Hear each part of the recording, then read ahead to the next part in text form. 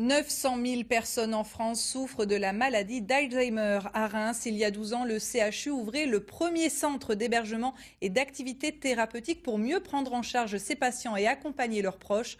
Nous allons en parler avec le docteur Munch du CHU de Reims. Mais tout d'abord, voici un extrait du documentaire Porte close qui sera diffusé ce soir sur notre antenne après le Grand Soir 3. Pour lui, comme pour moi, c'était plus vivable à la maison. C'était plus vivable. Moi, je ne savais plus l'occuper comme il fallait. C'était aux dépens de ma santé. Et plus j'étais mal, plus lui, il était mal. Et il y a un moment, il a fallu que quelqu'un prenne le relais. Ils ont pris le relais ici. Et je pense que grâce à eux, le moment vraiment a été très bien choisi. Il n'y a personne aujourd'hui qui soit là.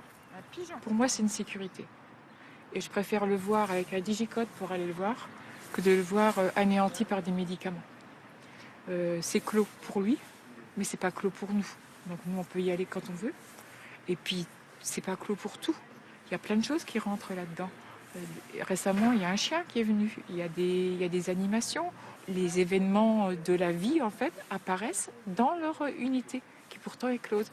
Mais elle est close pour eux, elle n'est pas close pour nous. À nous d'y entrer. Eux, heureusement, ne peuvent pas en sortir. Et ça, j'ai eu beaucoup de mal à admettre qu'ils ne soient pas libres. Mais en réfléchissant, il n'était pas libre chez nous non plus. J'avais les clés dans ma poche de la maison.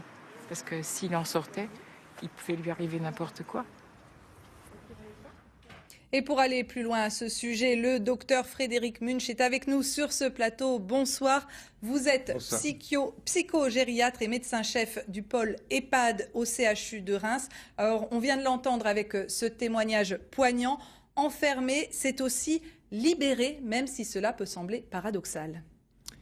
Tout à fait, ça peut paraître paradoxal, mais effectivement, quand on est, disons, envahi par l'angoisse liée à la perte de repères, à la perte de capacité, quand l'entourage s'inquiète de savoir que son proche pourrait se perdre, avoir un accident, trouver un refuge, c'est aussi trouver non seulement de la sécurité, mais trouver un espace pour repousser l'angoisse et retrouver un espace de liberté pour rencontrer l'autre. Et trouver de l'apaisement. Et trouver de l'apaisement, tout à fait. L'idée, c'est aussi de déculpabiliser l'entourage qui a l'impression peut-être au départ de délaisser la personne malade en la plaçant dans ce genre d'espace. Alors tout à fait, comme certains témoignages l'illustrent, les portes sont ouvertes à l'entourage et elles sont ouvertes aussi dans la mesure du possible, le plus possible aux personnes atteintes qui peuvent sortir accompagnées lorsque effectivement leur désir les attire ailleurs.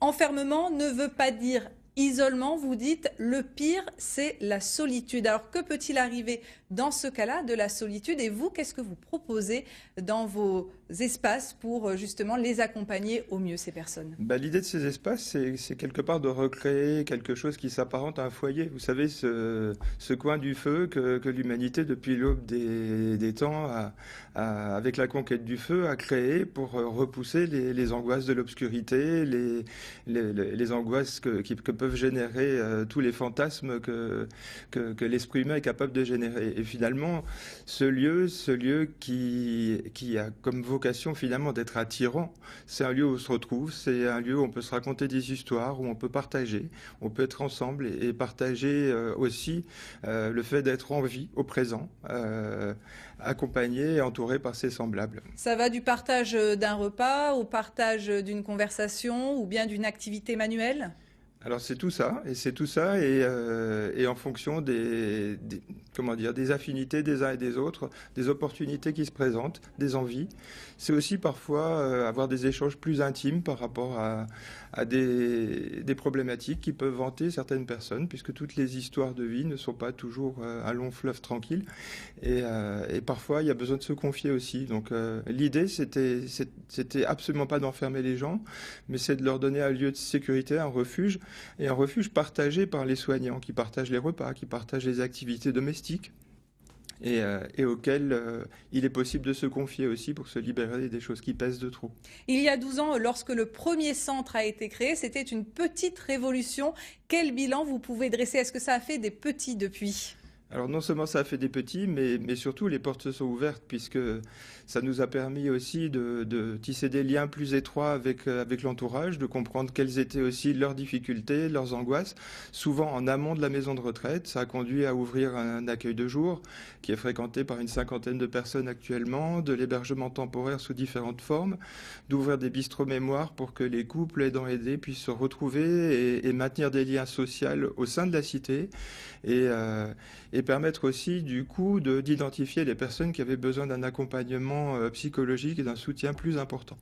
Merci beaucoup, docteur Munch. Et l'on vous retrouve dans ce documentaire Porte close, diffusé tout à l'heure sur notre antenne après le Grand Soir 3.